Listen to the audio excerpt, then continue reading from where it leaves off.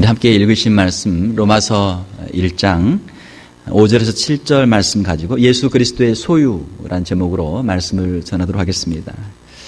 우리 좌우분들 보시면서 인사 한번 할까요? 우리 성도님, 집사님, 권사님, 장로님, 당신은 우리 예수 그리스도의 소유입니다. 우리 함께 인사하겠습니다. 예, 당신은 예수 그리스도의 소유입니다. 예. 오늘 본문 말씀 보게 되면은 6절에 너희도 그 중에 예수 그리스도의 것으로 부르심을 받은 자니라 이렇게 기록이 되어 있죠. 사도 바울은 로마에 있는 교회 성도들에게 이 로마서를 기록을 하고 있습니다. 이 로마 교회 성도들은 어떤 상태에 있었습니까? 그 당시 1세기 상황에서는 로마에 아직 많은 그리스도인들도 없었고 또 소수의 사람들이 환난과 고난과 핍박 가운데 교회를 이루고 있었습니다. 우리가 역사를 통해서 아는 것처럼 AD 313년이 되게 되면 로마의 종교의 자유가 허락되고 380년이 되게 되면 기독교가 로마의 국교가 되게 됩니다. 그러나 그 전까지 313년 전까지는 로마의 황제들에 의해서 이 엄청난 핍박들이 있었어요.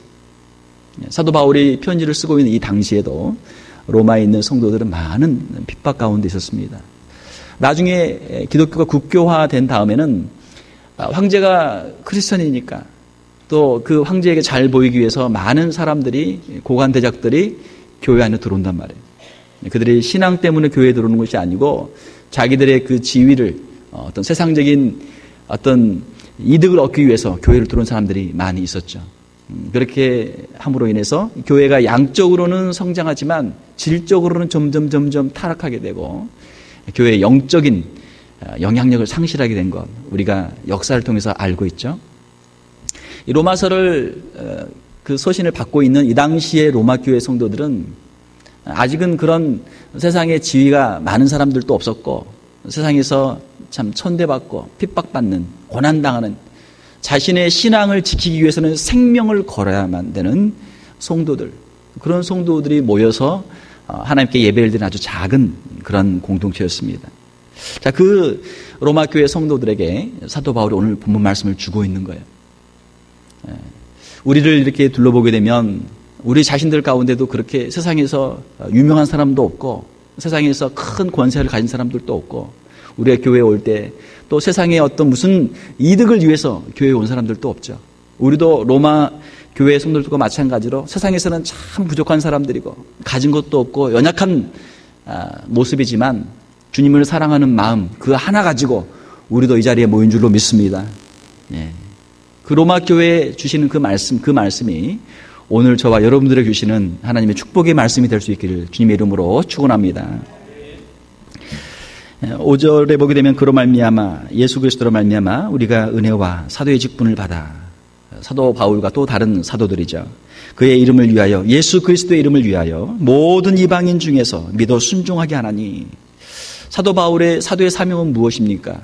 세상에 있는 많은 사람들 특별히 이방인들 가운데서 어떤 사람들을 예수 그리스도를 믿는 사람들로 성도로 만드는 것 이것이 사도 바울이 가지고 있는 사명이었죠.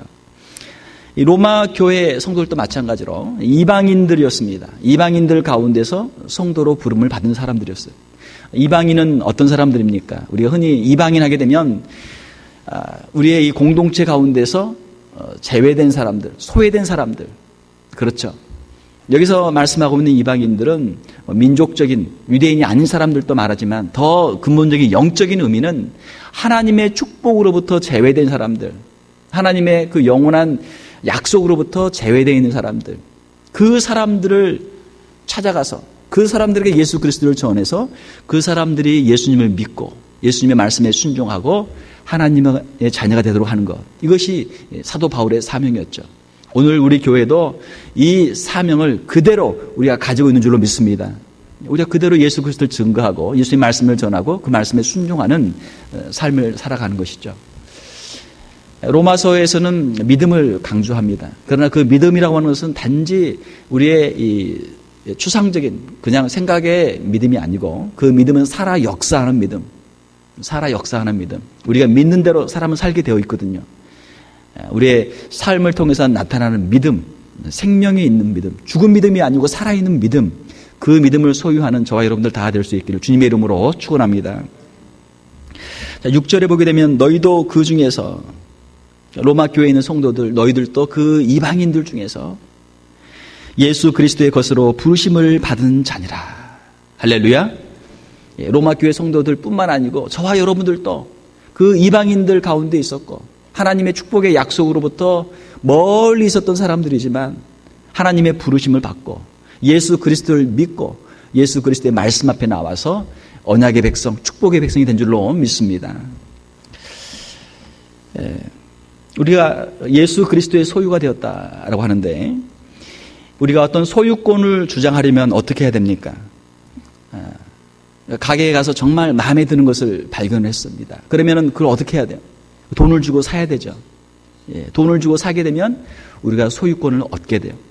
작은 물건은 우리가 돈을 주고 영수증을 받아서 그거 가지고 자기가 자기 소유권을 주장할 수 있죠. 뭐 큰 차나 아니면 더 큰 집, 빌딩 같은 걸 살려면 어떻게 합니까? 돈을 주고 산 다음에 거기에 다 증서가 있어요. 레지스트레이션.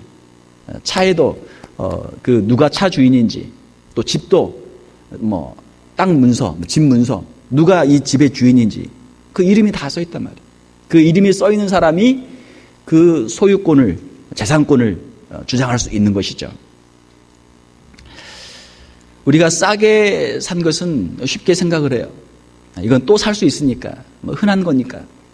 그러나 정말 비싼 것, 내가 정말 힘들게 많은 돈을 주고 그거를 찾고 또 찾아서 힘들게 찾은 것은 우리가 아주 소중하게 여기죠. 아이들도 선물을 줘보면 자기 것, 정말 자기가 갖고 싶었던 것은 그걸 소중하게 여겨요. 아빠, 엄마가 그거를 사줬는데도 엄마, 아빠도 못 만지게 한단 말이에요. 자기 거니까. 이제는 자기 거니까. 자기의 허락을 받고 사용하도록 그렇게 하는 것이죠. 돈을 많이 주고 힘들게 산 것은 애착이 많습니다. 우리 성도들은 얼마만한 값을 치르고 예수 그리스도의 소유가 되었습니까?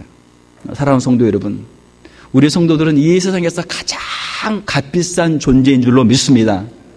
세상에 있는 어떤 그 보석보다, 다이아몬드보다, 금보다, 세상에 있는 어떤 그 비싼 물건보다 더 비싼 존재가 우리 성도들이에요. 왜 그렇습니까? 우리를 구속하기 위해서, 우리를 구원하기 위해서 예수 그리스도께서 십자가에서 자기의 피를 흘리시고 예수 그리스도의 보혈로 우리를 구원해 주셨기 때문에, 우리를 사셨기 때문에 우리는 비싼 성도들이에요.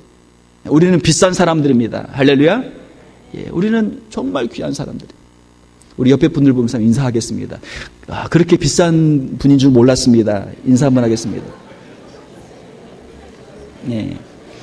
우리는 아주 고가품이란 말이에요. 함부로 우리의 몸을 함부로 굴릴 수도 없고, 우리의 몸을 우리가 함부로 할 수도 없고, 우리 자신이 그렇게 귀한 것처럼 우리 옆에 있는 성도들 한 분 한 분들이 그렇게 귀한 분들이죠. 네. 좋은 물건은 어때요? 그 포장도 막 아주 튼튼한 걸로, 좋은 걸로 잘 해놓잖아요. 포장도 막 멋있게 해놓잖아요.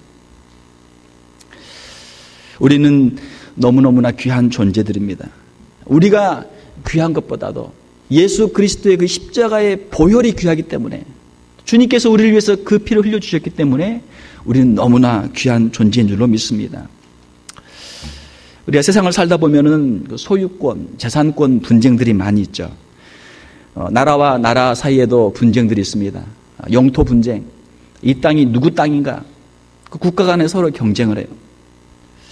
또 우리가 집에서도 보게 되면은 부모님이 유산을 상속하게 되면 형제들 가운데도 서로 재산권 다툼을 합니다. 유산 상속 다툼을 해요. 이것이 누구 재산인가, 그걸 가지고 다퉈요. 만약에 부모님이 재산으로 남겨준 것이 없으면 싸울 필요도 없어요. 어떤 의미에서는 부모님들이 자녀들에게 재산보다는, 자녀들이 싸우니까 재산보다는 싸울 필요가 없는 신앙을 유산으로 남겨주는 것이 우리 부모님들에게도 그렇고 자녀들에게도 큰 복인 줄로 믿습니다. 그게 복이란 말이에요. 재산권이 중요합니다. 소유권이 중요해요. 작년에 제가 신문을 보니까 여러분도 뭐 다 보셨겠지만 애플하고 삼성이 지적 재산권 분쟁을 한다. 그렇게 해서 미국에서 한 법원에서 배상 판결했는데 삼성에서 애플에 10억 4,900만 달러를 배상하라. 지적 재산권. 아이디어를 침해했다. 그 아이디어가 뭡니까? 핸드폰이라는 게 있는데 이렇게 직사각형으로 만들어서 가장자리가 좀 둥그렇게 돼 있는 그 아이디어를 애플에서 특허로 해놨어요. 그 특허를 침해했다는 거예요. 그 값이 10억 4,900만 달러예요. 비싸죠? 비싸단 말이에요. 사람들은 그 많은 것들, 여러 가지를 자신의 재산으로 그렇게 주장하고 그 소유권을 주장합니다. 사랑하는 성도 여러분, 우리는 누구의 것입니까? 우리는 예수 그리스도의 것이에요. 예수님께서 우리 각자에게 이름을 다 써놓으셨어요. 너는 내 것이다. 너는 내 것이다. 주님이 우리의 심령 가운데 예수 그리스도의 이름을 다 써놨어요. 할렐루야. 요한계시록 14장에 보게 되면, 요한계시록 7장 4절을 보게 되면 14만 4천 명 성도들이 나오는데 그들은 다 인을 받았다. 도장이 다 찍혀 있어요. 무슨 도장입니까? 예수 그리스도의 도장이 다 찍혀 있어요. 뭐 지금은 이제 우리가 이름도 쓰지만 옛날에 보면 도장을 파가지고 말이죠. 자기 책이나 자기 재산이 있으면 거기다 다 찍어 놓는단 말이에요. 이건 내 거다. 이건 내 거다. 여러분들의 심령 가운데는 예수 그리스도의 도장이 있습니까? 예, 예수 그리스도의 이름이 찍혀 있어요. 누가 보아도 이 사람은 예수 그리스도를 믿는 사람이구나. 이 사람은 예수 그리스도를 주로 고백하는 사람이구나. 이 사람은 예수님의 것이구나. 그것을 알 수 있도록 분명하게 우리의 삶 속에 예수 그리스도의 그 인이 찍혀 있어야 될 줄로 믿습니다. 재산을 가지고 있어도 힘이 없는 사람이 가지고 있으면 자꾸 누가 와서 그걸 뺏어가요. 힘이 없으니까 와서 그걸 뺏어간단 말이에요. 나라에서 서로 영토 분쟁을 할 때도 미국이나 이렇게 뭐 큰 나라들은 누가 와서 그걸 뺏으려고 생각을 못 해요. 그러나 작은 나라들, 힘없는 나라들은 가서 자꾸 찝쩍찝쩍하면서 그걸 뺏어간단 말이에요. 왜? 힘이 없으니까.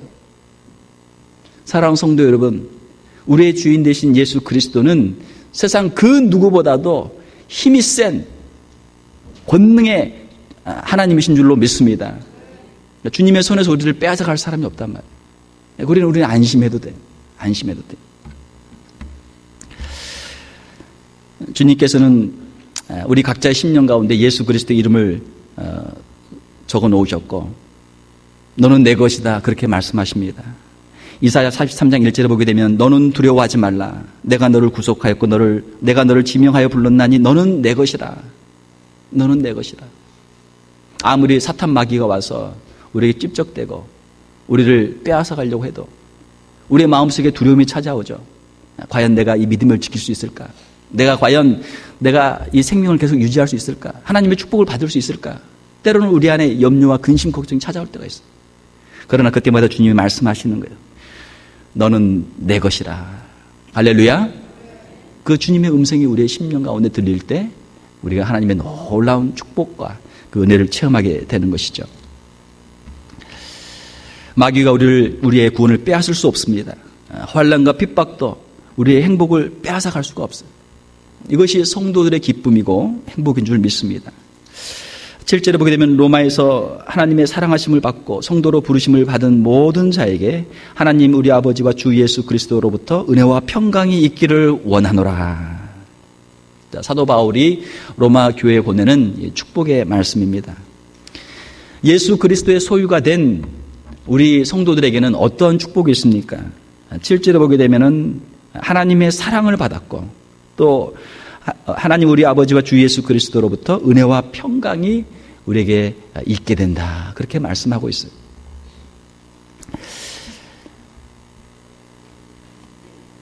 공산주의의 종주국이었던 러시아 그리고 아주 공산주의의 강대국이었던 중국 다 문을 개방을 했죠.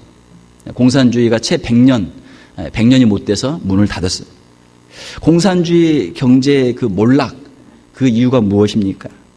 그것은 여러 가지 이유들이 있겠지만 그 중에 하나는 공산주의는 무엇입니까? 모든 생산 수단을 땅이나 공장이나 모든 것들을 국가의 소유로 만드는 거예요. 공동 소유로 만드는 거예요. 국가가 모든 것을 다 몰수하고 공동 소유를 했는데 그 개인들의 입장에서는 보면 무엇입니까?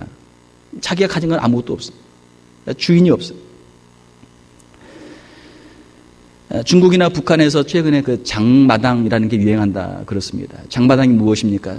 자기에게 조그만한 국가에서 임대를 해준 그 땅에 자기가 농사를 지어서 자기의 소출을 가지고 나가서 장사를 할 수 있다. 그것이죠. 그러니까 사람들이 공동 농장에 가서는 거기서 그냥 노는 거예요. 뭐 일 하나 안 하나 뭐 똑같으니까. 그런데 자기 거는 가서 열심히 물 주고 열심히 풀을 뽑고 열심히 농사를 짓는 거예요. 그러니까 거기는 이 소출이 잘 돼요. 그거 가지고 팔아서 자기 수입을 하는 거예요. 주인이 있는 물건은 주인의 사랑을 받게 되어 있습니다. 그러니까 주인이 없으면 그 주인이 없는 물건은 금방 망가지게 되어 있어요. 우리가 물건을 사용할 때도 주인이 정말 사랑하면 그 사용법을 잘 익숙해서 그 혹시라도 부족한 게 있으면 고치고 그걸 잘 가꾸죠. 그러면 그 물건을 오래 쓴단 말이에요. 그러나 주인이 없이 이 사람 만지고 저 사람 만지고 자꾸 만지면 어떻게 돼요? 사용법도 잘 모르죠. 물건도 함부로 하죠. 고장나도 고치지도 않죠. 고장났을 때 그 살짝만 고치면 그거 깨끗하게 잘 쓸 수 있는데 살짝 고장난 거를 안 고치고 막 무리하게 쓰면 어떻게 돼요? 그러면 더 큰 문제가 생겨서 금방 망가진단 말이에요. 우리 교회에도 여러 가지 비품들이 많이 있는데 거기에도 다 책임자가 있어야 돼요. 책임자가 있어서 사랑하고 아끼고 고치고 잘 가꾸면 좋은 물건으로 튼튼하게 오래 쓰게 되는 것이죠. 그러나 돌보는 사람 없으면, 관리자가 없으면 금방 망가져요. 사랑하는 성도 여러분, 우리는 하나님의 사랑을 받고 있고 하나님의 특별 관리 대상으로 있는 줄로 믿습니다. 하나님께서 우리를 그냥 내놓고 계시는 것이 아니고 우리 한 사람 한 사람의 이름을 부르시고 특별 관리를 하고 계세요.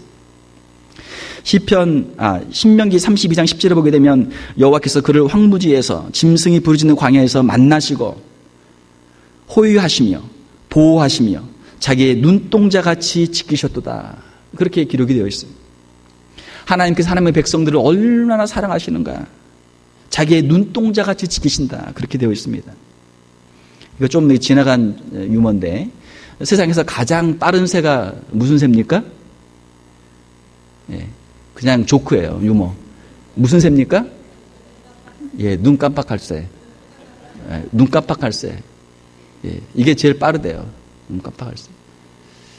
예, 눈동자에 뭔가의 위협이 다가오면 눈꺼풀을 딱 닫아서 눈동자를 보호하는 거예요. 예, 눈동자를 보호해요. 마치 우리가 우리의 눈꺼풀을 덮어서 보호하는 것처럼 하나님께서 우리를 자기의 눈동자같이 지키셨도다. 할렐루야. 예. 하나님의 우리 특별 관리 대상. 우리는 하나님 앞에 너무나 사랑스러운 존재입니다. 너무나 귀한 존재입니다. 사랑하는 성도 여러분, 주님의 사랑받는 자녀로서 자부심을 갖고 살아갈 수 있기를 주님의 이름으로 축원합니다. 예. 우리가 얼마나 귀한 존재인가를 알아야 자신을 귀하게 여기고 또 다른 사람 앞에서도 우리가 그 존귀함을 받을 수가 있어요. 우리에게는 하나님 아버지와 주 예수 그리스도로부터 은혜가 있습니다. 은혜가 있어요. 이 은혜는 무엇입니까? 은혜는 특별한 사랑을 은혜라고 그래요. 특별한 사랑. 우리가 흔히 부모님의 은혜를 이야기합니다. 자녀들은 부모님의 은혜를 받았습니다. 부모님의 은혜를 항상 이야기를 해요. 그건 무엇입니까? 내가 사랑을 받을 수 있는 자격이 있는 사람이지만 모든 사람이 나를 다 똑같이 사랑해 주는 건 아니에요. 그 많은 사람들 가운데 특별히 부모님이 나를 당신의 자녀로 인정하시고 나를 특별하게 케어를 해 주시는 거예요. 그것을 우리가 부모님의 은혜다 그렇게 이야기를 해요. 은혜는 무엇입니까? 자녀들을 특별하게 사랑스럽게 보는 것이고 자녀들이 부족하고 연약할 때 돌보아주는 것, 이것을 우리가 은혜라고 그래요. 세상 사람들은 자기가 마음에 드는 것, 좋아하는 것, 그것을 사랑해요. 좀 부족하고 좀 못났다 싶으면 그냥 갖다 버리는 거예요. 그러나 부모님은 그렇게 하지 않고 연약하고 부족한 자녀들을 품고 그들을 사랑해주고 그들을 위해서 희생하고 헌신하는 것, 이것을 우리가 은혜라고 하는 것이죠. 영화 레미제라블에 보게 되면 장발장이 미리엘 주교의 용서를 받고 그 삶이 증오의 삶에서 불평과 원망과 세상의 그 냉혹함에 대한 절망의 삶에서 이제는 용서하는 삶으로, 은혜를 아는 삶으로 그 인생이 바뀌게 돼요. 그 소설 또 그 영화는 우리가 가지고 있는 이 복음에 대한 하나의 단편을 우리에게 보여주는 것입니다. 그 사람이 감옥에 들어가서 자기의 죄를 정죄를 받고는 회개를 하지 못해요. 사람이 변화하지를 못해요.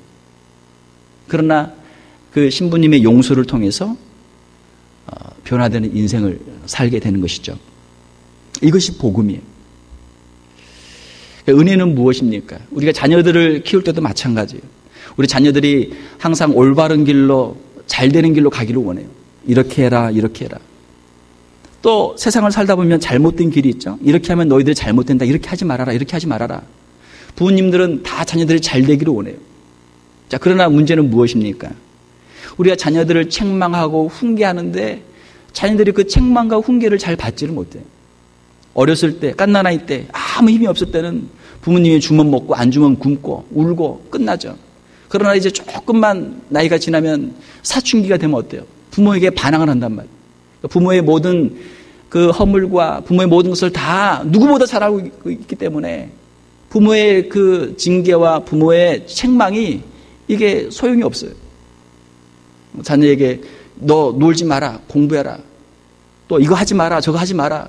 그런 자녀들이 뭐라고 그럽니까? 아빠는. 저희 애도 벌써 제가 집에서 뭐라고 그러면 아빠는 하고 나온단 말이에요. 또 엄마가 뭐라고 하면 또 엄마는. 왜 자기도 못하면서 나한테만 시키느냐. 맞는 말이죠. 일리가 있단 말이에요. 그 말을 들을 때마다 이 양심의 가책이 있고 우리 이 입이 닫혀진단 말이에요. 말문이 막힌단 말이에요. 어떻게 해야 우리가 자녀들을 잘 양육할 수 있습니까? 자녀들에게 책망하고 자녀들에게 꾸지람을 주는 것 갖고 문제가 해결이 안 돼요. 자녀들의 그 잘못한 것에 대해서 그것들을 감싸주고 그것들을 용서해주고 그 가운데 이들이 다시 일어날 수 있도록 그들을 안아주는 것, 이것이 필요한 것이죠. 진정한 감동은 어디에서 옵니까? 그것은 부족하고 연약한 사람들을 받아주고 용서해 주는 것, 거기에 진정한 힘이 있는 것이죠. 성경에 많은 은혜가 나옵니다. 그 은혜 가운데 가장 큰 은혜가 무엇입니까? 그건 바로 죄 사함의 은혜죠. 에베소서 1장 7절을 보게 되면 우리는 그리스도 안에서 그의 은혜의 풍성함을 따라 그의 피로 말미암아 속량 곧 죄 사함을 받았느니라. 죄 사함을 받았느니라. 은혜는 율법으로는 도저히 할 수 없는 것, 그 일을 하는 것이 은혜죠. 율법은 무엇입니까? 법을 정해놓고 이것을 지키면 복을 받고 이것을 지키지 않으면 벌을 받는다. 그러니까 율법이 우리에게 아주 두려운 것이죠. 법을 지켜야 돼. 그냥 차를 운전하고 가다가 잘 가다가 경찰만 만나면 괜히 그냥 브레이크를 밟게 된단 말이에요. 혹시 내가 걸리지 않을까? 과속하게 되면 딱지를 떼야 되죠. 딱지 떼면 벌금 내야 되죠. 또 더 오버하게 되면 면허증도 또 취소가 되죠. 잘못하면 경찰에 또 잡혀가야 되죠. 그렇게 해서 두려움을 가지고 법을 지키고 질서를 이루는 것. 이것이 법이에요. 율법이에요. 그걸 지키긴 지키지만 마음속에서 두려운 마음으로 지킨단 말이에요. 그러나 은혜는 무엇입니까? 은혜는 우리 안에 있는 두려움이 아니고 하나님 우리에게 주신 그 사랑, 그 죄의 용서의 사랑에 감동이 되어서 우리가 근본적으로 변화가 되어서 그 하나님 앞에 살아가는 것, 이것이 은혜죠. 이 은혜라는 단어를 헬라어로는 카리스다 그렇게 이야기합니다. 영어로는 그레이스지만 헬라어로는 카리스 그렇게 이야기해요. 우리가 특별한 그 신적인 리더십이 있는 사람, 지도력이 있는 사람을 우리가 카리스마가 있다 그렇게 이야기해요. 카리스마가 있다. 눈빛이 강렬한 사람, 카리스마가 있다. 말 한마디에 다른 사람들이 꼼짝 못하고 그 말대로 사람들 따라가게 만드는 것, 그걸 카리스마가 있다. 그런데 사실 카리스마라는 단어 자체도 이제 많은 세상 모든 일이 그렇지만, 단어들이 그렇지만 그것도 오염이 있는 거예요. 이 카리스마라고 하는 단어는 카리스라고 하는 단어, 은혜라고 하는 단어에서 파생된 단어입니다. 사람들을 이끌고 변화시키는 진정한 카리스마, 그것은 율법이 아닌, 강제력이 아닌, 폭력이 아닌 은혜, 카리스에서 나오는 것이다 라고 하는 것이죠. 사람들이 억지로 그 사람을 따라가는 게 아니고, 강제로 따라가는 것이 아니고, 마음속에서 정말로 그 사람의 은혜에 감동해서 자기가 스스로 자원해서 자신을 헌신하고 그 사람을 위해서 자신의 생명까지도 바칠 수 있는 것, 이것이 진정한 은혜고 카리스마의 근본이라고 하는 것이죠. 사랑하는 성도 여러분, 우리 안에는 예수 그리스도의 십자가의 은혜가 있습니다. 그 은혜에 우리가 감동이 돼서 예수님을 따라가는 거예요. 예수님의 은혜가 저와 여러분들의 심령 가운데 항상 머물러 있을 수 있기를 주님의 이름으로 축원합니다. 또 우리에게는 하나님 아버지와 주 예수 그리스도로부터 평강이 있습니다. 자, 우리가 가끔 여름에 캠핑을 가죠. 아이들을 데리고 좋은 캠프에 가서 이제 텐트를 치고 캠핑을 합니다. 야, 얘들아 가자. 휴가를 받았다. 가자. 텐트를 치고 신나게 놀다가 이제 잠자리에 듭니다. 잠자리에 들었는데 갑자기 우두두두둑 소리가 나요. 막 비가 막 와요. 바람이 불어요. 자, 그러면 이제 걱정이 되죠. 텐트를 과연 내가 잘 쳤나? 과연 이 천막이 이 비바람을 견딜 수 있을까? 걱정이 되죠? 걱정이 된단 말이에요. 그러나 우리가 튼튼한 집에 있으면 어때요? 방수도 잘 되고 비바람이 쳐도 안전한 집에 있으면 뭐 걱정할 게 없죠. 그냥 잠을 잘 잘 수 있겠죠? 세상 풍파가 몰아칠 때 우리는 걱정하게 돼요. 과연 내가 이 풍파를 헤쳐나갈 수 있을까? 과연 내가 내 인생이 난파되지 않고 이 풍랑을 헤쳐나갈 수 있을까? 우리는 걱정한단 말이에요. 사랑하는 성도 여러분, 전능하신 하나님, 영원한 구원의 반석이 되신 하나님 안에 있으면 우리는 안전할 줄로 믿습니다. 이것이 성도들의 믿음이에요. 세상을 승리하는 성도들의 믿음은 무엇입니까? 어떠한 환난과 풍파가 몰아친다고 할지라도 나는 전능하신 하나님의 손 안에 있습니다. 이것이 믿음이에요. 나는 하나님을 믿습니다. 하나님이 나를 지켜주시고 보호해 줄 줄로 믿습니다. 이것이 믿음이에요. 이것이 신앙의 힘이에요. 사람들은 무너집니다. 어디서부터 무너지냐면 마음에서부터 무너져요. 마음에 두려움이 찾아오고 마음이 혼란해지면 그때부터 사람이 넘어지는 거예요. 우리 신앙인들의 능력은 무엇입니까? 우리가 하나님을 믿는 믿음이 있으니까 그 믿음으로 승리하는 거예요. 어떠한 환난 풍파가 와도 우리가 그걸 뚫고 우리가 승리하는 것이죠. 시편 27편 10절에 보게 되면 내 부모는 나를 버렸으나 여호와는 나를 영접하시리이다 라고 하는 말씀이 있어요. 부모님은 자녀를 사랑합니다. 그러나 우리 육신의 부모는 힘이 약해요. 내가 아무리 자녀를 사랑해도 부모가 질병이 찾아오면 자녀를 도와줄 수 없고, 때로는 부모가 어린 자녀를 놔두고 먼저 세상을 떠나야 될 때도 있어요. 어떤 경우는 정말 뜻하지 않게 부모가 자녀를 그냥 버려야 되는 경우도 있어요. 뭐 그렇게 하면 안 되지만 그렇게 하는 경우도 있단 말이에요. 설령 우리의 육신의 부모는 우리를 버린다고 할지라도 하나님은 우리를 결코 버리지 아니하실 줄로 믿습니다. 이것이 고백이에요. 부모는 우리를 사랑하지만 능력이 부족할 수 있습니다. 우리가 믿고 의지했던 부모님, 우리가 믿고 의지했던 남편, 우리가 믿고 의지했던 사람들, 그 사람들이 우리를 버릴 수 있어요. 그러나 사랑하는 성도 여러분, 전능하신 하나님께서는 저와 여러분들을 붙잡고 계시는 줄로 믿습니다. 성경에 보게 되면 여러 신앙의 인물들이 나와요. 한나는 자기 남편에게 사랑을 많이 받았습니다. 그러나 아들을 낳지를 못했어요. 자녀를 낳지 못했어요. 남편이 이 아내를 사랑했지만 아이를 낳지 못하니까 점점 마음이 멀어지는 거예요. 그러니까 둘째 부인을 얻었는데 둘째 부인은 아이를 계속 낳아요. 그러니까 남편의 사랑이 점점 둘째 부인에게 가게 돼요. 한나가 어떻게 합니까? 하나님의 전에 와서 울면서 기도해요. 울면서 기도해요.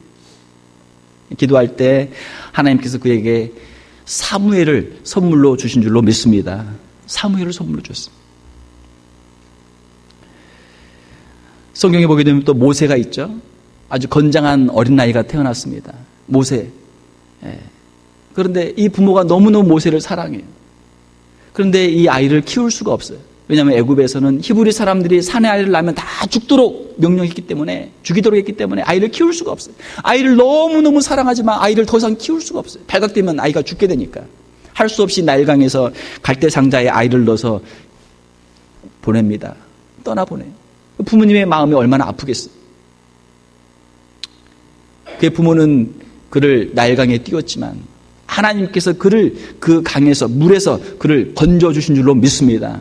그를 건져주시고 그를 애굽의 왕자로 만드시고 나중에는 이스라엘의 위대한 지도자로 삼으셨습니다. 성경에 보게 되면 또 다니엘과 그 세 친구의 이야기들이 나옵니다. 그들이 믿고 의지했던 그 나라가 멸망하고 그들이 믿고 의지했던 부모님들이 돌아가셨는지 뭐 포로로 잡혀갔는지 모르지만 부모님과 헤어져서 이제는 다니엘과 어린 그 세 친구가 그 바벨론에서 살게 돼요. 다니엘의 신앙을 지키기 위해 사자굴 속에 들어갔을 때 하나님께서 그를 사자굴에서 건져주신 줄로 믿습니다.